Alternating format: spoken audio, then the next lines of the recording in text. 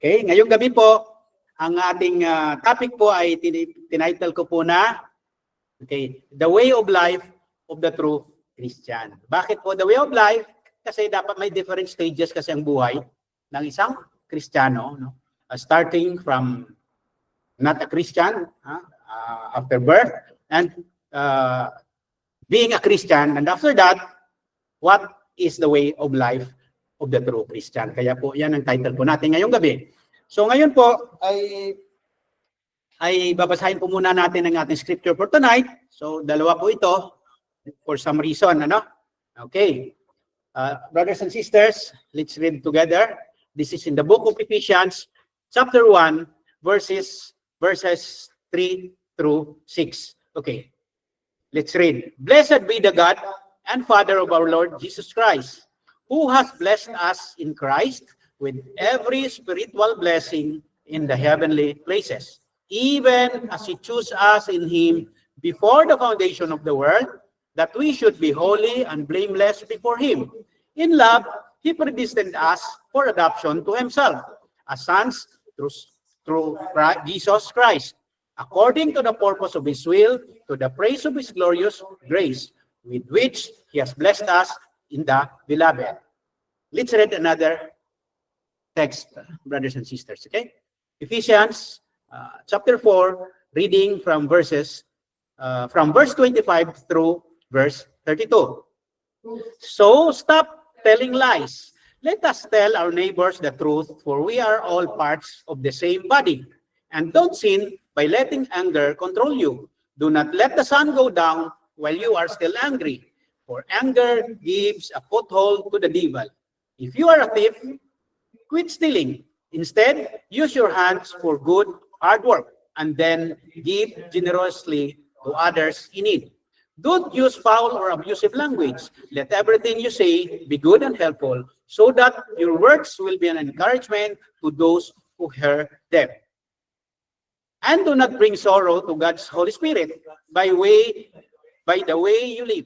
Remember, He has identified you as His own, guaranteeing that you will be saved on the day of redemption. Get rid of all bitterness, rage, anger, harsh words, and slander, as well as all types of evil behavior.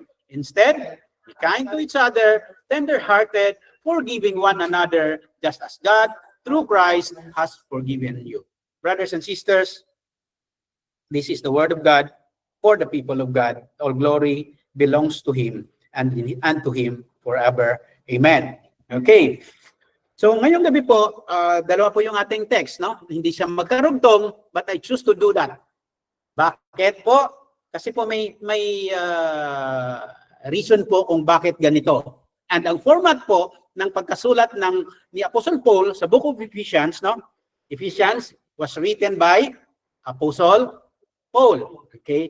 So maalala niyo po kung sino nagbabasa o nag-aaral, may pattern si Apostle Paul. Paano niya sinusulat yung kanyang epistles, yung kanyang mga sulat. Yung first part, normally niyan, he deals with doctrine. So in between, after the doctrine, as I noticed, no, he has the prayer.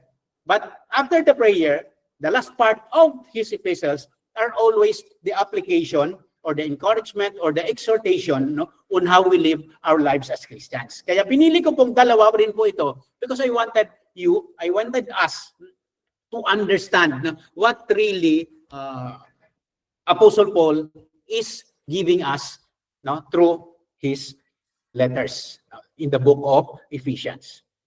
Okay.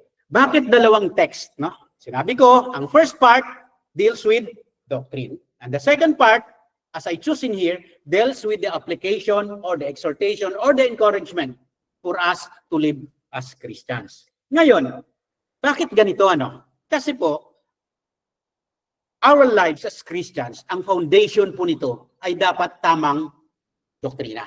Tamang theology, tamang understanding. Kasi kapag mali ang understanding mo, mali ang theology mo or ang doktrina mo, I am very sure what you think, what you feel, what you act is dependent on what you believe. That's why importante na maunawaan po natin muna sa umpisa ang tamang doktrina, ang tamang kaalaman ang tamang theology. Mahirap yata English na. Theologia. Okay? Did I say it correctly in Tagalog? No? Parang hindi naman Tagalog yun. Ano? Tagalog ba gano'n? Parang mahirap. But nevertheless, correct doctrines, correct theology is the foundation of how we live as Christians. Bakit ko? Bigyan ko po kayo ng example. Kailangan ang tamang doktrina. Kasi ang tamang doktrina is the foundation of the truth on how we live our lives as Christians. Okay? Wrong doctrine, wrong perspective, wrong emotion, wrong thinking, of course, and wrong action. And if it is wrong action, the result is also wrong. Bigyan po kayo ng example. No? Bigyan ko po kayo ng example. Marami po kasi sa atin naniniwala, no? Sa mga bagay-bagay, pamahiin, no? Kaunawaan pagdating sa pananampalataya na hindi sang-ayon ang Bible, hindi ayon sa katotohanan na ipinahayag ng Bible. For example po, basahin po natin ito. Dito, ha? Okay. 1 Timothy chapter 4 verse 7. Have nothing to do with godless needs and old wives' tales. Rather, train yourself to be godly. Anong ibig ko sabihin po dito? Kasi marami po sa atin na isinasalalay ang gusto nating maganap sa buhay, ang gusto nating mangyari sa ating future sa pamamagitan ng myths, katang-isip o kaya superstitious beliefs. Di ba? Naalala nyo? Na pagka December ba o January ba, kailangan may nakasabit na bilog sa pintuan, sa kung saan-saan. That will give us success in life. Di ba? Marami. Kapag kagabi, bawal magwalis. Pag lumipat ng bahay, kailangan mauna ang bigas at asin. Napakadami po tayong ini-embrace na pamahiin. But ano ang sinasabi ng Bible dito? Our lives as Christians must always and only depend dapat sa ano ang sinasabi ng Biblia. Kung ano ang sinasabi ni Kristo, yun dapat ang ating pinanghawakan sa mga bagay na dapat nating paniwalaan. Hindi yung kung ano-ano. Okay? We should not believe on myths. Pangalawa, basahin po natin dito. Isaiah chapter 8, verse 19 to 20. Someone may say to you, diba? Sabi dyan, let's ask the mediums and those who consult the spirits of the dead. Kasi minsan, di ba? May hinahanap tayo. Karamihan yan. Punta tayo sa Quiapo. Magtatanong tayo doon para ituro tayo ng mga espiritu. Right? Sasabihin naman ng karamihan, wala naman pong mawawala kung susundin natin. Of course, that's what we think. Because people always think what they do, they make a rational understanding or a reason to justify what they do. So ngayon, sinasabi, walang mawawala. Of course, may nawawala. Every time you disobey God, okay, you simply imply that you don't have faith in the Word of God. Anong nawawala? Yung pananampalataya. Kaya hindi po dapat na ganon. With their whisperings and mutterings, they will tell us what to do. But shouldn't people ask God for guidance? Di ba dapat ang Diyos ang tanungin natin ng guidance? Should the living seek guidance from the dead? Kailangan ba tayo maghingi ng advice sa mga patay? Nung buhay nga, hindi ka binigyan ng advice. How much more na patay? And the person you ask advice don't even know you. How could he answer what you ask for? So hindi dapat tayo nagsisik ng guidance, no? Or advices from the spirit of the dead. Kanino po tayo hihingi? Of course, to the spirit who is alive. To a person, to a being who is omnipotent and willing to do what is good for his people, for the true believers. Okay? Should the living seek guidance from the dead? Look to God's instruction and teachings. Dapat yun ang ginagawa natin. Hindi na kailangan maggawa ng kung anong bagay na hindi ayon sa nasusulat sa Biblia. People who contradict this word, people who contradict His word are completely in the dark. Ngayon, pag nasa dilim ka, how could you reach the goal? How could you reach success? So yun po ang sinasabi dito na importante ang tamang doktrina for us to live the life of the true Christian. Last po sa foundation, no? Deuteronomy 5:8, chapter 5, verses 8 to 9. You must not make for yourself an idol of any kind. Okay? Or an image of anything in the heavens or on the earth or in the sea. It sounds familiar? Ang verse na ito? Anong commandment, no? Pang ilan ito? Second ba yan? Yes. Correct. Bakit ko sinasabi? Because we might be asking guidance or seeking help at the same time we are worshiping the idol. Bakit ko sinasabi? Importante dito na alam po natin ang foundation ng ating pamumuhay. Walang iba kundi ang katotohanan at ang salita ng Diyos lamang. Okay? You must not bow down to them or worship them. Of course, every person who do these things have rational thinking in their mind. Ano ka napapansin? Sasabihin pa rin yan na, no, we don't worship. We don't serve. Of course, you can make so many reasons, but you cannot fool God. Hindi mo maluloko ang Diyos. You don't serve? You put dress? Flowers? Food? I don't know. No? Pero marami ako nakikita, pati pagkain, pagka may handaan, nilalagay. I don't know who's going to eat that. Nabulok na lang, nandun pa rin. What kind of understanding is that? That's why I'm telling you, for you to live a successful life, the life of the true Christians, you must have the correct doctrine or the correct theology or understanding of the Word of God. Nothing else is true apart from the Word of God, no? With regards to our faith and how we live our lives as Christian. Tingnan mo. God who will, for I, the Lord your God, am a jealous God who will not tolerate your affection for any other gods. I lay the sins of the parents upon their children. The entire family is affected. Sasabihin na, oh, maganda naman buhay namin kahit marami kaming ganitong ginagawa. Yeah? That's a valid argument in the sense. Pero one thing I'm very sure, pag tinigilan mo yung ginagawa mong mali, you will be much better. Diba? Because every true believer, no? Every child of God, the Father blessed them, blessed him. But if you are more obedient, more blessings will come. Kaya alam natin kung ano ang dapat at ano ang hindi. Even children in the third and fourth generations of those who reject me. So very, very, very, very crucial po ang utos na ito. This is the second of the 10 commandments. Okay? So malinaw po ang kahalagahan ng tamang doktrina, ang tamang kaunawaan. So for us to behave and act accordingly based on the word of Christ. Okay? Ngayon po, ang tanong po dyan ay, how could we obey God? Diba? We wanted blessings and we know that blessings come after obedience. And we know as well that the Bible says, when you disobey, curse will be upon you.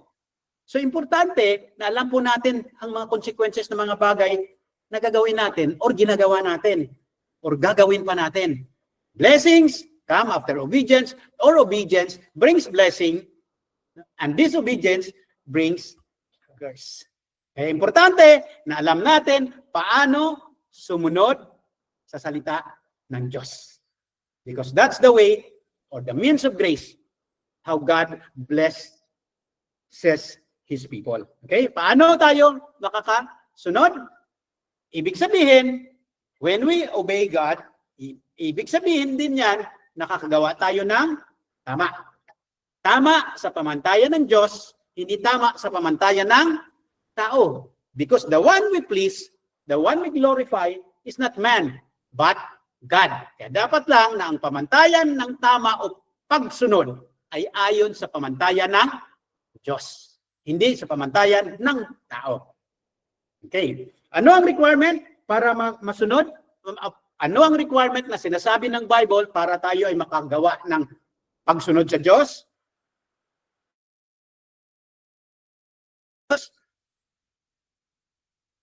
Okay? May requirement. Okay, let's see what's the Bible. It's a quick recap, no? Gusto ko masundan ang mga hindi naka-attend last time. Romans 14:23b. For whatever is not from faith is sin. If obedience is not sin, simply means sin is disobedience. Right? Kung ang sin ay disobedience, everything we do apart from faith is disobedience. Right? Disobedience is a sin, and the Bible says, apart from faith, everything is sin. So everything we do, everything you do, if without faith, it is considered sin in the eyes of God. Maaring mabuti sa mata ng tao, pero hindi yan mabuti sa mata ng Diyos. Kasi when we obey God, it simply means we please Him. Tama? Kung susundin ng isang tao ang utos mo, you are being pleased. Am I right? Kung hindi niya susundin, are you pleased? Siyempre hindi. Anong sinasabi ng Bible? For us to please God. Pleasing God is doing obedience or doing good things in the eyes of God. But the Bible says, Hebrews 11:6, and without faith, it is impossible to please Him. So it simply means, no, our obedience must be an obedience if it is grounded in faith. Faith in Christ Jesus, ha? Ang pinag-usapan natin dito. Faith in Christ. Kasi marami talagang naniniwala, sabi niya, ang laki-laki ng pananampalataya ko. Kaya lang hindi kay Kristo. But the Bible says, without faith in Christ, it is impossible to please God. Nasusundan? That's why, kailangan maunawaan po natin itong foundation na ito. Tayong mga Kristiyano, we are very passionate, or it is very clear to us that we are saved by grace through faith. Right? Do you agree? Yeah, that's the Bible says. Let's read, no? Basahin na lang natin. God saved us. God saved you by His grace when you believe, and you cannot take credit for this. This is a gift from God. We are saved by grace alone, through faith alone, in Christ alone. Now, salvation is not a reward. Ibig sabihin, that's why it's called grace. For the good things we have done. Hindi yan bunga o resulta o reward ng mga bagay na mabuti na ginawa natin. Kasi without salvation, without faith, there is no good thing. So ano ang mauna? Good thing para maligtas, or faith para makagawa ng mabuti? Anong sinasabi dito ng Bible? We are saved by grace through faith in Christ Jesus, not a result of our own doing, so that no one may boast. And then, after that, when you have faith, you are now called a born-again person spiritually. You are now called a true believer of Christ. That's the only time you do good works. So, ibig sabihin, tingnan mo, verse 8, verse 9, salvation is not a reward for the good things we have done, so none of us can boast about it, for we are God's masterpiece. He has created us anew in Christ Jesus. When you believe, you become a new person in Christ. Let's discuss that a little later for that later. So we can do good things. So kailan ka lang pwedeng makagawa ng good things? After you have been saved. So kaya tayong mga Kristiyano, at ang katotohanan dito, good works is never part of salvation, but it is always the fruit or the result of salvation. Kaya ito ang sinasabi ni Apostle Paul sa verse na ito. Okay? That's why, maliwanag dito that a person can only do good works, that a person can obey God after he received the grace of faith, making him a saved person. Nasusundan? That's very, very clear in the Bible. Okay? Conclusively, we conclude that good works is the result of salvation. Now, I have to reiterate again, good works is called obedience, and no person can do obedience or good works apart from faith in Christ. Kaya walang contradiction sa Bible. It's so very clear. Ngayon, tatanungin nyo ako, parati kong na-encounter yun. Diba? Ulitin ko, every person who can obey God or can do good works is the person who is a true Christian only. Ibig sabihin, all others who are not Christian, who are not true Christian, can never do good works. Okay? Can never do good works. Kaya ngayon parating may objection. Bakit? What is good works? Kasi people has the wrong understanding of what is called good works in the eyes of God. Iba kasi yung pamantayan ng tao sa good works, sa pamantayan ng Diyos sa tinatawag na good works. If good works is the result of salvation, as stated here, simply means no one can do good works if he is not a recipient of grace of God, making him a born-again person spiritually, making him a true believer of Christ, making him the true Christian. Okay? Hindi siya makakagawa ng bagay na mabuti kung hindi siya Kristiyano. Ngayon, maraming objection, parati ko ulitin. How about those people who help a lot of people, but they are not Christians? Do they do good works? We are talking of good works in the eyes of God. We are not talking of good works in the eyes of man. Kasi yung lahat ng tao na tumutulong sa ibang tao, sa mata rin ng tao, napakabuti ang ginawa. But the Bible says, the qualification of good works must be based on faith.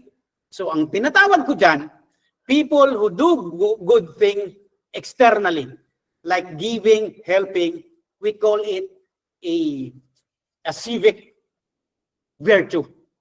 Diba? Yung civic virtue, mabuti sa mata ng tao. Bakit ko sinasabi na mabuti lamang sa mata ng tao? Dahil iba ang pamantayan ng Diyos sa mabuti.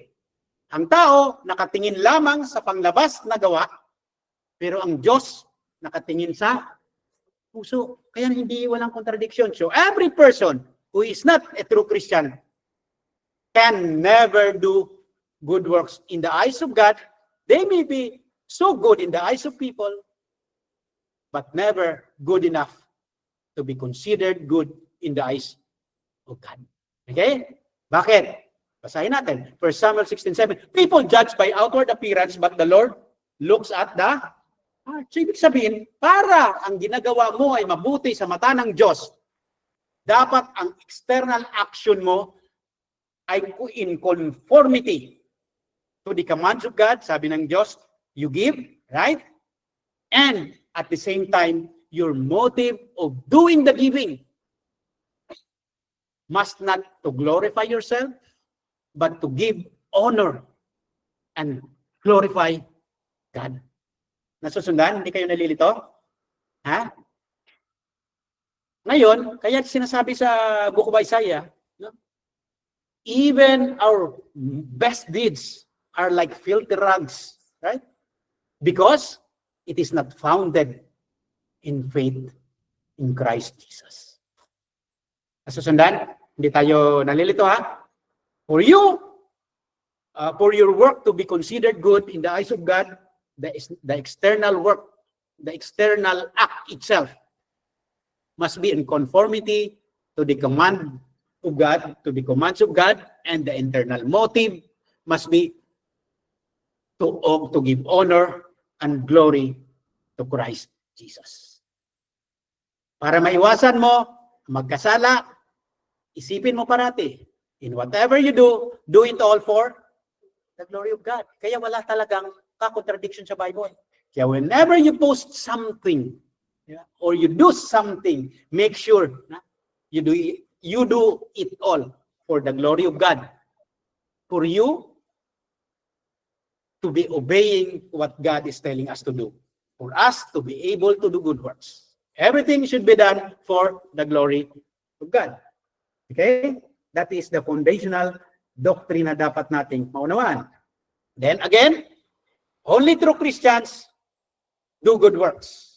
Only true Christians will be blessed by the Father as He blessed His children.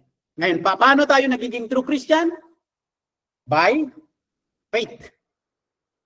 Through grace alone, through faith alone, in Christ alone. Kaya kailangan tanggap natin ng kaligtasan na mayroon tayo ay bunga ng grasya lamang ng Diyos. Ulitin natin kanina, sinabi sa Ephesians 2:8-9, it is the gift of God given to us. So kailangan alam natin yan. Bakit? By grace alone, last week, binasa po natin, diniscuss po natin yan, ang how to deeply understand that salvation is by grace alone. Kapag ka na-miss nyo kasi ito, marami kayong contradiction na ma-encounter sa Bible. But if you have the correct foundation, the correct doctrine or theology, the rest are easy. The only reason people don't accept this kind of understanding, this kind of knowledge or belief, it's because of the pridefulness of the heart of man.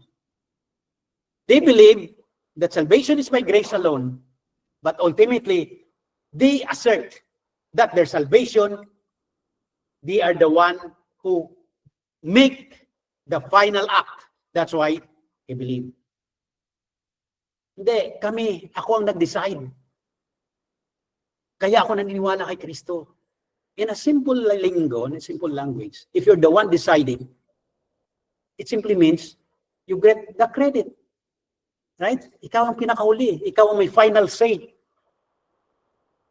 Ito lastly, for this. May nagtuturo kasi that Christ's work was finished. Right? Tapos na. We believe that. But people who don't believe, it's simply because they don't want to believe. Nandyan na yung offer ni Kristo. Right? It's up to man now whether to accept it or not. Diba? Ibig sabihin, sinasabi, tapos nang ginawa ng Diyos. Tapos na ng Diyos ang parte niya. Ngayon, bahala na yung tao sa parte niya kung tatanggapin niya ito o hindi. So, what does it mean? What does it imply? The final decision is on man. That's why it contradicts that salvation is by grace alone. Ngayon, isa pang tanong ko, kung ganyan ang kaunawaan mo, it may be, but it may be sooner, you may be, kung yan ang kaunawaan mo, ito lang tanong ko, tanong mo sa sarili mo. If salvation depends finally on the decision of man, and Christ's work already finished, why don't you pray for the salvation? Why are you praying, still praying for the salvation of people you love? Dahil nagdadasal mo pa nga, sana magkaroon sila kaligtasan. Kanino ka nagdasal? Isa Diyos. Kaya lang, sinasabi mo kanina, tapos nang gawa ng Diyos, nakasalalay na sa tao. Tapos bakit ka pa nagpadasal sa Diyos kung ang kaligtasan ay nakasalalay sa tao? Dapat kausapin mo yung tao. You see the logical contradiction? Kung nakasalalay sa tao yan, there is no reason for you to pray to God. Kaya tayo nagdadasal because the coming to faith depends on God by His grace. Malinaw? Okay, tapos na tayo dyan. Ngayon, paano tayo naniwala? Okay, John 6:65, this is why I told you, Jesus said, that no one can come to me unless the Father has enabled them. Bigyan mo kayo ng philosophical understanding a little bit on this. When we say no one come, ibig sabihin, it's a universal negative proposition. Walang sino man. Okay? Paano ngayon ikaw naniniwala? Sinabi dito, unless the Father has enabled them. Ang word na unless, it is called, we oftenly call that sa philosophical thinking, it is a necessary condition. Nakukuha nyo? Ano ang kondisyon para maniwala ka? When God the Father enabled a person. When God the Father enabled a person, the result of enabling is you exercise trusting to Christ, you exercise faith in Christ. So maliwanag? So yung paniniwala mo kay Kristo ay bunga lamang ng ginawa ng Diyos Ama to enable you to come to Christ. Ito po ang ibig sabihin ng verse na ito. Okay? Maliwanag? Okay. So, balik na po tayo doon sa first part ng theology na sinasabi ni Apostle Paul. No? Idudugtong ko kasi wala pong salungat, walang contradiction, so coherent for the entire scripture. Ephesians 1 verse 3 to 6. Okay. Even, verse 4, even as He chose us in Him before the foundation of the world, that we should be holy and blameless before Him, before Christ. No? Ngayon, sa simula pa lang, no? Bago pa lang, no? Itinatag ang mundo, sinasabi dito ni Apostle Paul, He chose us in Christ. Pinili niya, even as He chose us in Him before the foundation of the world, that we should be holy and blameless before Him. Ibig sabihin, bago ka pa ipinanganak, bago pa tinatag ang mundo, pinili ka na ng Diyos para kay Kristo. Ngayon, kung para kay Kristo, what is the basis of God choosing you? This is again the issue in the Christian world. Anong sinasabi? Sinasabi, basahin natin. According to the purpose of His will. Anong purpose of His will? Basahin natin, verse 6. To the praise of His glorious grace. Ibig sabihin ng kaligtasan is by grace alone because it is the work of God from start to finish. Wala dito yung hindi nakasalalay sa sarili mong gawa, sa sarili mong desisyon. Hindi nakasalalay sa what we call human free will. You believe because your will was changed. Because formerly, your will is in bondage. Nasusundan? According to the praise of His glorious grace. Kaya that's why salvation is by grace alone, through faith alone, in Christ alone, sinasabi dito. God saved us by His grace. Not a reward for the good things we have done, so that none of us can boast about it. Okay? Paano ginawa? Kanina, sinasabi ni Apostle John, no one can come unless the Father enabled them, right? That's why we believe because God the Father enabled us believers. Kung hindi lahat ng tao ay believer, simply means hindi lahat ng tao ay in-enable ng Diyos. That's why it is so glorious. No? The grace of God is so glorious. That's why we give all honor and glory to God because He saved us. Not because of our own doing, but by His own pleasure and will. To the praise of His glorious grace. How come? Explain ko sa inyo ang detailed, step-by-step action of God in enabling us. Paano nangyari ang enabling? Maliwanag na in-enable tayo ng Diyos, pero paano ang step-by-step ng enabling? This is what Apostle Paul says as well. Dito Ephesians 2, chapter 2, verse 1 to 5. And you were dead in trespasses and sins, which means we are spiritually dead. When we say spiritually dead, all our desire are against God. All our thinking are against God. All our wants are against God. That's what we call spiritually dead person. Ngayon, kung spiritually dead tayong lahat when we were born, how God enable us? But before that, sabi dito, no, Basahin ko lang. And you were dead in the trespasses and sins in which you once walked, in which you once, dati, ha?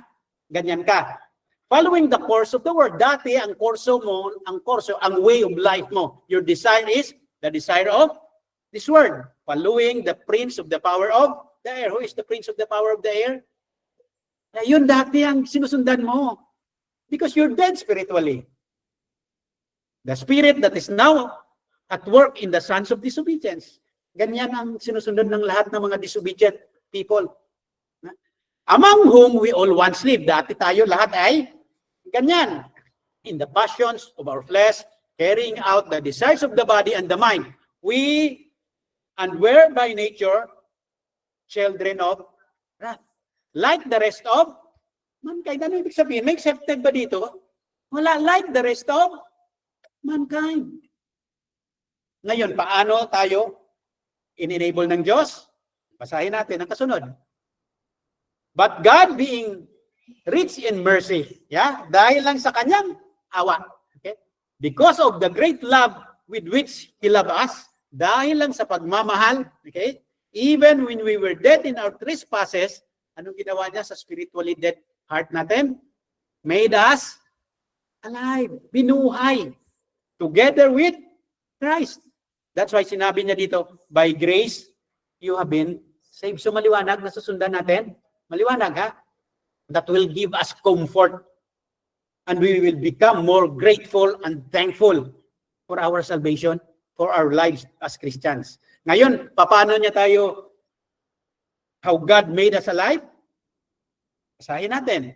Ezekiel 36:27, 26 to Ezekiel 36, verse 26 to 27. Paano niya binuhay?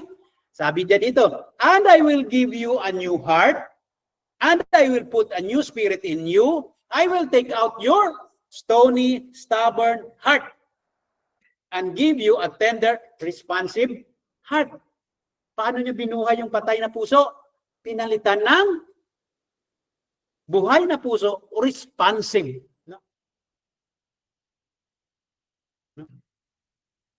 Sa salita ng Diyos. And I will put my spirit in you. So kung ikaw ay binuhay na ng Diyos spiritually, you have a new heart. Nilagyan tayo ng Diyos Ama ng kanyang espiritu.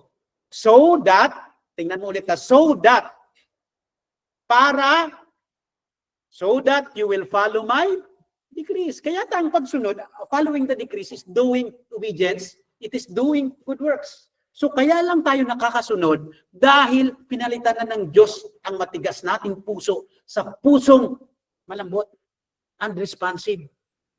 And be careful to obey my regulations. Ibig sabihin, nakaka-obey lang tayo after God the Father enabled us by changing our dead heart with a living heart, responsive heart. Nasusundan? Okay? Kailangan ganon. Bakit kailangan ganon? Genesis 6:5, the Lord observed the extent of human wickedness on the earth, and He saw that everything they thought or imagined was consistently and totally evil. Kaya kailangan palitan ang puso. Nakikita niya yung extent of human wickedness sa puso. Kaya kailangan palitan. It's not a heart surgery. It's a heart transplant. Romans 8:7, for the sinful nature is always hostile to God. Yun ang dati nating katayuan. It never did obey God's law, and it never will. Kaya tayo naniniwala kay Kristo, kaya tayo ay tinawag na totoong mananampalataya ni Kristo kasi in-enable tayo ng God the Father by changing our dead heart, replacing it with the heart of flesh, the heart that is responsive to the Word of God. Okay? Kaya yun ang sinasabi ni Apostle Paul dati. Sinasabi ni Apostle Paul sa Book of Romans na tayong lahat dati, no? In the Book of Romans chapter 3, verse 11 to 12, no one is truly wise, no one is seeking God. Yan ang katayuan ng tao na hindi Kristiyano. Yan ang katayuan ng tao na hindi pa in-enabled ng Diyos Ama. Yan ang katayuan ng tao na hindi pa pinalitan ng Diyos ang patay niyang puso spiritually with a new heart. which is responsive to the Word of God.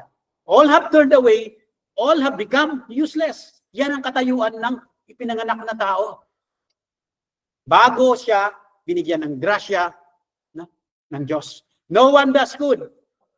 Not a single one. That's why the New Testament and the Old Testament never contradicts each other. So yeah, that's how glorious is the Word of God. Marami lang nagsasabi na, no, there are contradictions. People who said there are contradictions simply means they don't really understand.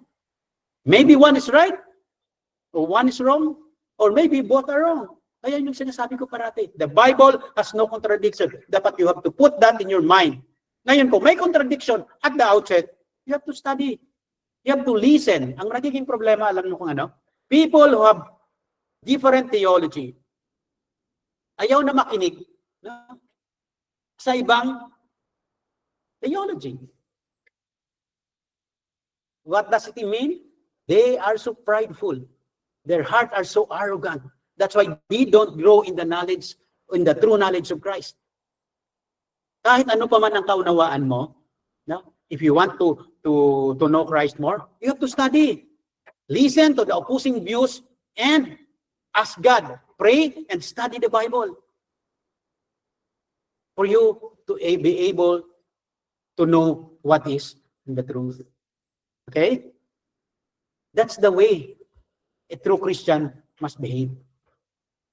Naalala ko rin, sabi, meron daw kabisado na yung Bible. How arrogant a person saying that. Why? When you say you are expert in the Bible, it implies you know everything already. Right? If you know everything already, there's no need for you to study that or read the Bible anymore. Because no human being can fully understand what is written in the Bible. Why? For us to be helping each other. Tingnan mo, kung alam mo lahat, hindi mo kailangan yung ibang tao. Di ba? Hindi mo kailangan ng fellowship kasi alam mo lahat. But then if you behave that way, it simply means you are an arrogant person. Maliwanag? No one understands to the full extent what is written in the Bible. Okay? So ngayon, we are saved by grace when you believe, and you cannot take credit for this. It is a gift of God. Okay? Ngayon, kaya tayong mga Kristiyano, we are so hopeful, we are so assured, we are peaceful and joyful because our salvation is secured.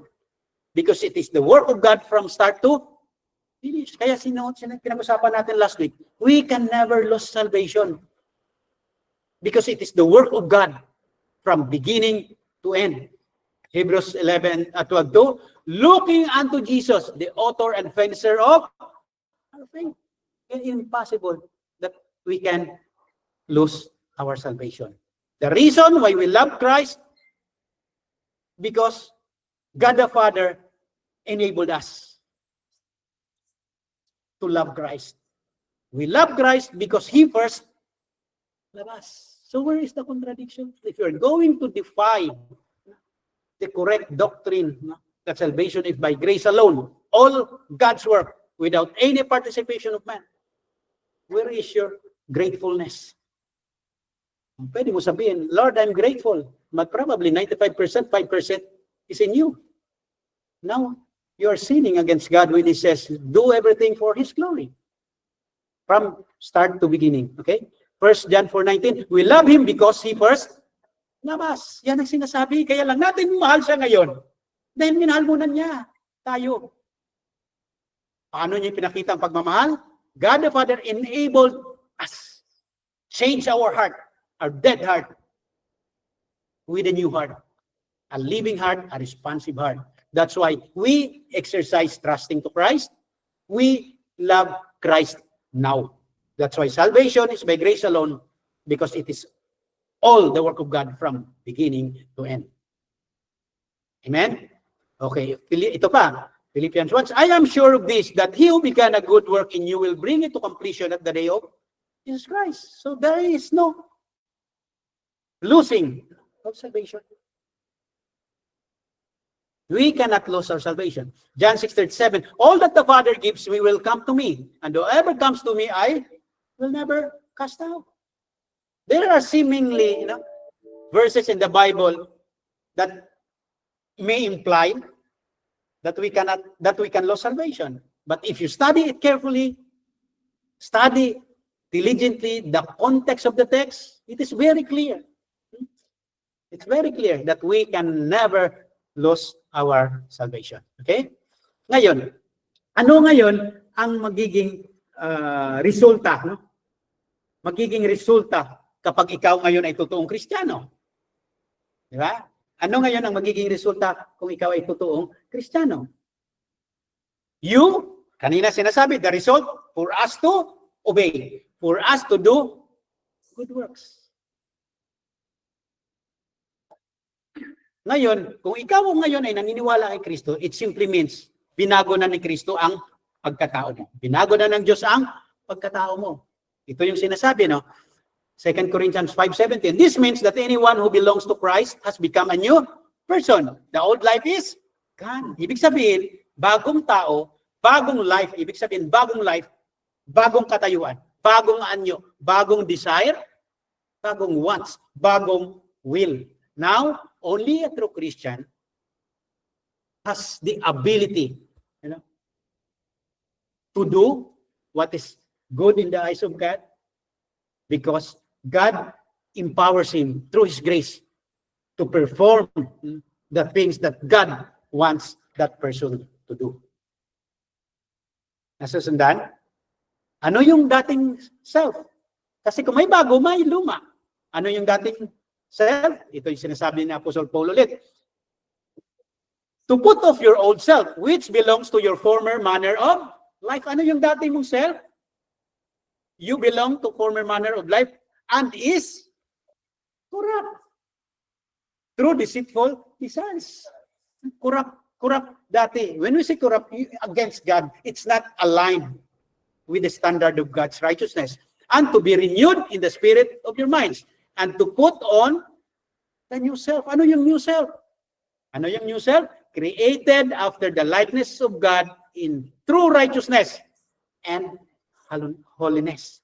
Yun ang bagong anyo natin. Yun ang bagong desire natin. Yun ang bagong katayuan natin. Kapag ikaw ay totoong Kristiyano. Ngayon, ano ang second part ng topic natin? The way of life of the true Christian.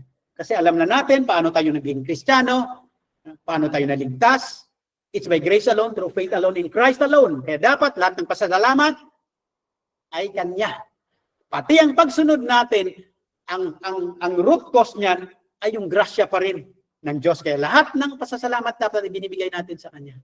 Hindi yun na huwag kayo maniwala sa sinasabi ng marami. Pagka maliit ng bagay, hindi mo kailangan ng Diyos.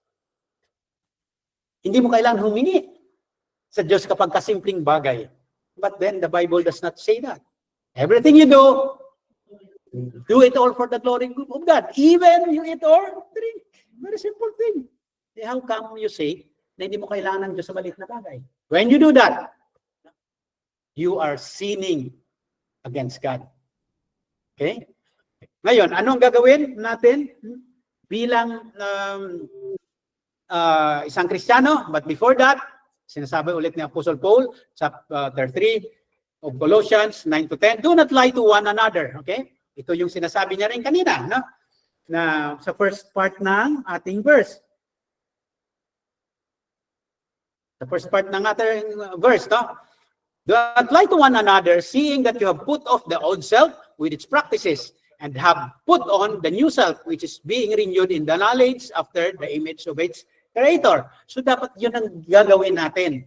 So balikan natin ang ating verse kanina, no? But bago niyan, no? Naalala ninyo ang kwento na sa parable of wheat and tares? Kasi marami kasing tao na nagpo-proclaim na sila ay totoong Kristiyano. Pero ang sinasabi ni Jesus, sa isang simbahan, sa isang denominasyon, mayroong wheat and tares. Ano ibig sabihin nun? Mayroong dalawang klaseng Kristiyano. Yung isa ay hindi totoong Kristiyano. At ang isa ay totoong Kristiyano. Ang isa ay hindi totoong mananampalataya ni Kristo. Ang isa naman ay totoong mananampalataya ni Kristo. Yun ang sinasabi ni Jesus. Bakit ko ni-emphasize yan? Kaya para for us to know, to be assured, no, if we are indeed a true Christian. Hindi ibig sabihin na religyoso ay totoong Kristiyano. Diba? Hindi yan. Because ang pinag-usapan natin kanina pa, it's not about what you say, or it's not about what you do, but what matters in our Christianity is the matter of the heart. Kung ano ang nasa puso. Hindi lahat na nagsasabing Kristiyano ay totoong Kristiyano. Bakit ko sinabi? Sinabi rin ni Jesus. These people honors me with their lips, sabi ni Christ, but their hearts is far away from me. Ngayon, pwede ka naman talaga walang absent sa simbahan. Di ba? Lahat ng prosesyon, kasali ka. No? I'm not condemning you, but it may not be true na ikaw ay totoong Kristiyano. What matters here, sabi ni Christ, is the matter of the heart. There must be a transformation of the heart. So ngayon, anong sinasabi ni Apostle Paul? Kapag tayo ay totoong Kristiyano, balikan natin kanina sa Ephesians chapter 4, verse 25 to 32. Umpisa natin sa verse 25. Stop telling lies. Let us tell our neighbors the truth, for we all are parts of the same body. We assume na ang mga tao sa paligid natin ay maaaring Kristiyano o maaaring isa sa mga pinili ng Diyos. Kasi alam mo, kung may marka lang mga tao na hindi Kristiyano, mas madali buhay natin. Kasi hindi inuutos ng Diyos na mahalin mo ang kaaway ng Diyos. Kaya lang ang sinasabi ni Christ, love your neighbors, because we don't know who are the true Christians. We don't know who are the chosen people of God. That's the only reason. Kaya huwag kayo maniwala na sinasabi na lahat ng tao ay anak ng Diyos. Hindi sinasabi yan ng Bible. Di ba? There is no such thing of universal fatherhood. Yeah? There is no such thing as universal brotherhood. Maliwanag? Your brothers in Christ are only those who believe truly in Christ. And those who believe truly in Christ are called the children of God. Yun lang ang totoong anak ng Diyos. Okay? So ngayon, stop telling lies. Because we presume that the people around us are also members of the body of Christ. Okay? Proverbs 4:22. Do not let your mouth speak dishonestly, and don't let your lips talk deviously. Ibig sabihin, dapat totoo ang ating sabihin. Basahin natin ito.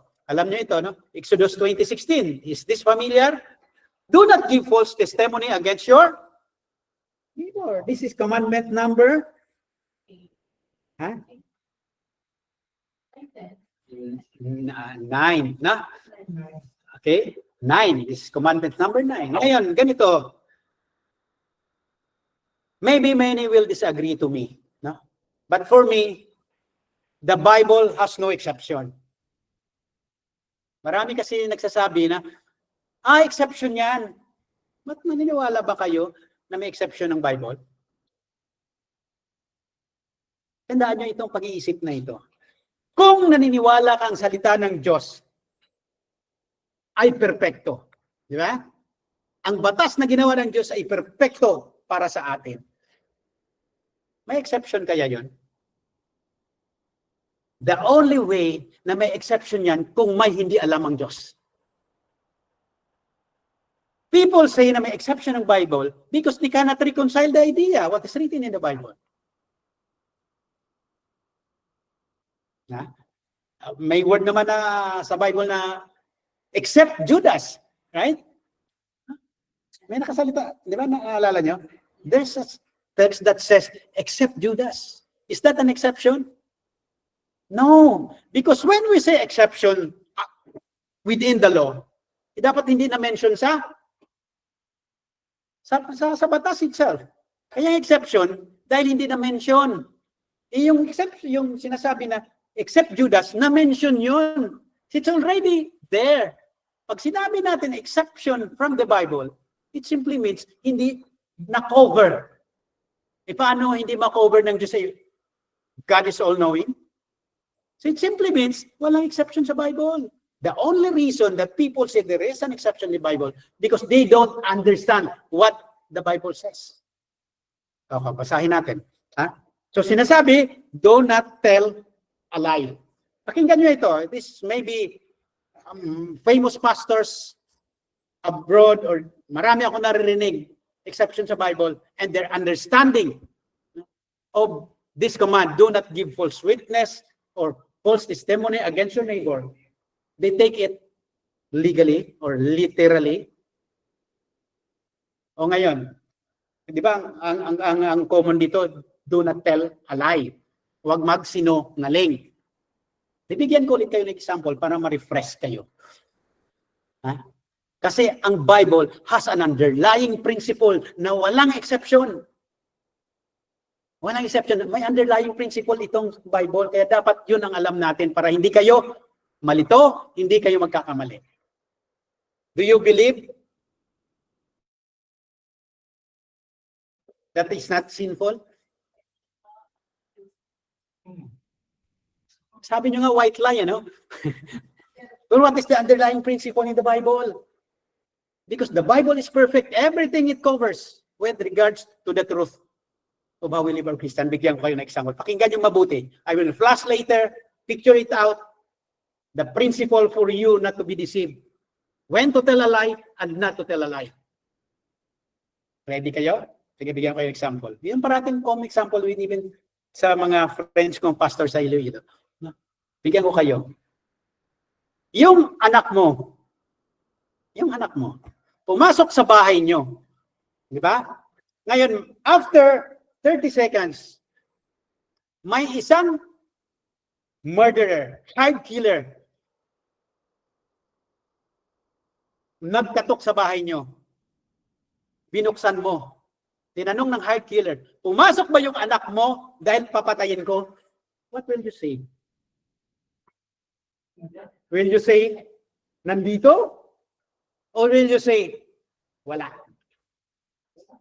Ano sasabihin mo? Wala.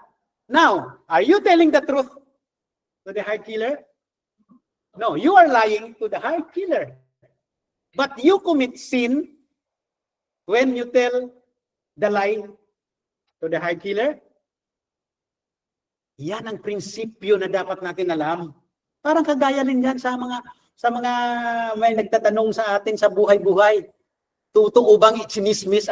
Totoo bang ito ang chismis ang sinabi sa iyo ng kaibigan ng kapitbahay ko? Oh, anong sasabihin mo? Sinabi naman talaga sa iyo. Kaya lang sinabi ang hindi maganda.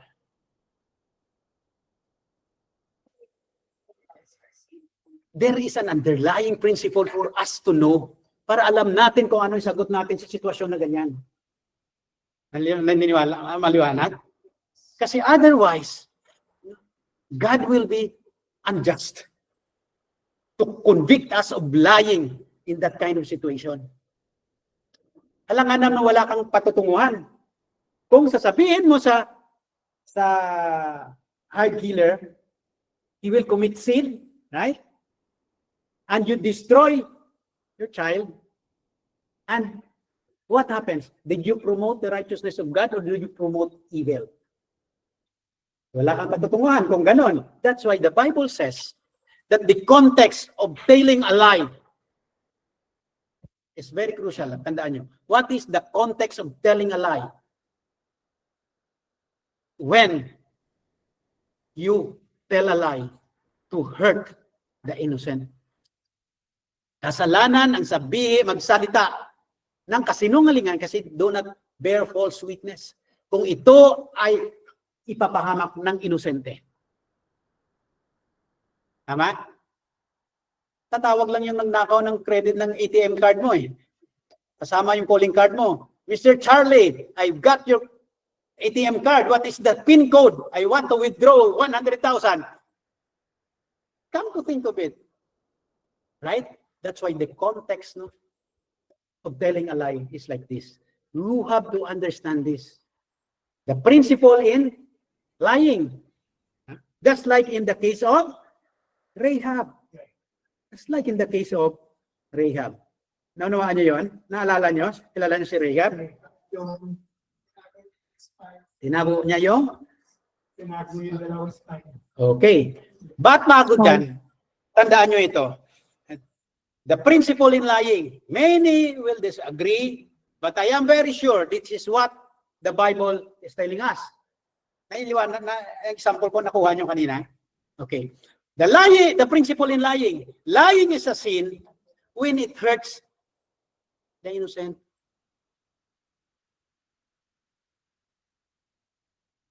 Pangalawang prinsipyo. Lying is not a sin when justice and righteousness of God requires it. Bakit? Kanino ba tayo nagkakasala ultimately kapag nagsinungaling tayo? Sa Diyos. Kung ina-uphold mo yung katotohanan at ang hustisya ng Diyos, nagkasala ka ba sa Diyos? Hindi. That's what happened to the case of Rahab. Bakit ko sinasabi? Naniniwala ka ba ng obedience brings blessing? Yes. Basahin natin ang tinasabi dito kaya sa case ni Rahab sa Joshua 2:3. Parang hindi ko na. Sandali kung natitingnan ko lang. Hindi ko yata nasulat. But anyway. Hindi ko nasulat no? Sa Joshua 2:3. Diba? Rahab lied to the soldiers of king. Tinanong kung nandito ba yung mga spy. Ano sabi ni Rahab? Wala. Umalis na. Actually, tinago niya. So, if it is a sin, then what will happen to Rahab? Basahin po rin natin, no?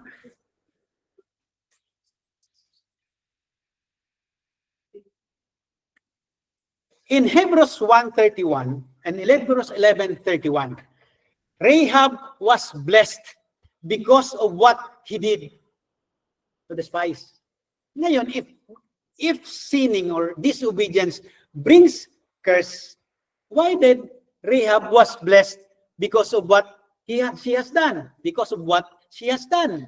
Hebrews 11:31 says, simply because when Rahab told that lie to the soldiers of the king, she was promoting justice and righteousness of God. Maliwanag?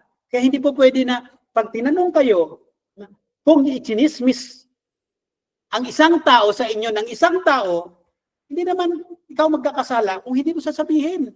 Because you are not promoting the work of Satan. Instead, you are promoting the justice and righteousness of God. Kasi baka mamaya manakaw yung ano mo tapos tinawag sa'yo, naku, ayaw ko magkasala, ito po yung passcode ko. Maliwanag? Maliwanag? Okay? Sa maliwanag ang prinsipyo? Malinaw na? Yeah. Okay na. It's okay na po. Okay. Okay, to close, no? I'm just trying to rationalize, no, what many pastors or many teachers says about the principle of lying. Kasi the argument is like this. In the case of Rahab, of course, someone says, even Rahab have told, no, that the spies were at her rooftop, God can save the spies. Of course, God, because He's sovereign God. But what is the reason why it did not happen that way? Very simple. Just like us Christians. God had chosen Rahab. He has given Rahab the unspeakable privilege to be part of accomplishing the purpose of God.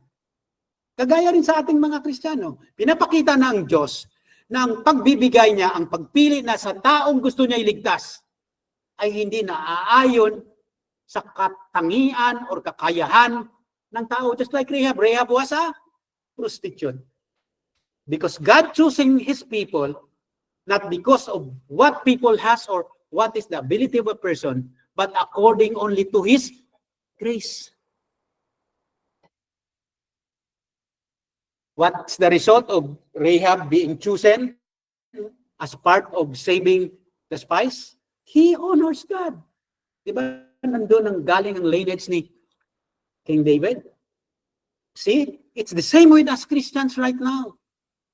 God has chosen us not because of our ability, but because of His grace only. That's the very simple, understandable principle why God has chosen Rahab to save the spies.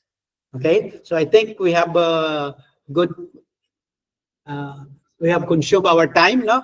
So we will continue next week for another set of things we need to do. But I would like always to inject the principle of what is being written in the Bible. Tandaan ninyo, walang exception sa Bible. Okay, everything is being covered. And lastly, no, sa mga mag-asawa, no, sinasabi, love your wife, husband, and wives, submit to your husband. Parati kong maririnig ito sa mga pastor. No, yes, you have to do that. But it is an exception when your husband tells you to do something that is bad. Yan parating narinig nyo. Exception yan, wag mo sundin siya kapag inutusan kang magnakaw. Of course, hindi mo siya sundin. But that is not an exception. It is very clearly written. Love your wives, or wives, submit to your husband as you submit to Christ. Anong ibig sabihin as you submit to Christ? Hindi nyo in-analyze lang, hindi lang inaral. Bakit may salita pang as you submit to Christ? Dapat sinabi lang, I will be agree na may exception kung walang salita sa dulo na wives, submit to your husband as you submit to Christ. Kung walang salitang as you submit to Christ, I will agree. That is an exception. But the words that says as you submit to Christ, it simply means as you submit to the righteousness of Christ. As you submit to what Christ wants. Ngayon, tatanungin ko kayo, bakit hindi mo dapat sundin? Gusto ba ni Kristo magnakaw? Hindi. That's why it's a very clear principle in understanding the Bible. See? May qualifier for you to know what is right or wrong. The same case here in lying. Naunawaan? Walang kulang ang Bible. Everything is perfect. Only that people don't really and diligently study the Bible. Tandaan natin, there is only one correct interpretation in the Bible. There is no ever contradiction in the Bible. For us to grow in our knowledge and understanding of what is the correct theology or doctrine or interpretation of the Bible, itong sinasabi ko always. We must bring always our understanding or doctrine to what is called logical conclusion. Okay? Many error in the interpretation of the Bible is the error in logic. Okay? The Bible is rational and perfectly logical. Otherwise, it will become an erroneous or not reliable text or scripture that we must defend our lives. Okay? The Bible is perfect. The Bible has no contradiction. And the Bible is the truth that contains, the truth that is necessary for our faith and our lives as Christians. Okay? So ipagpatuloy na lang po natin ang next several verse next week. So let's pray. Father God in heaven, maraming salamat po sa oras na nagdaan. Sana po patuloy mo liwanagin, bigyan mo po kami ng wisdom, ng intelligence, ng understanding. Make our heart humble for us to be able to know you more, for us to be encouraged and study your word more and more as we grow old in our lives. Father God, we give you all the honor and glory in everything we think and everything we say and do. And we ask this in Jesus' name. Amen and amen. Amen. Thank you po. Good night po. Thank you po. Thank you, bro. Thank you.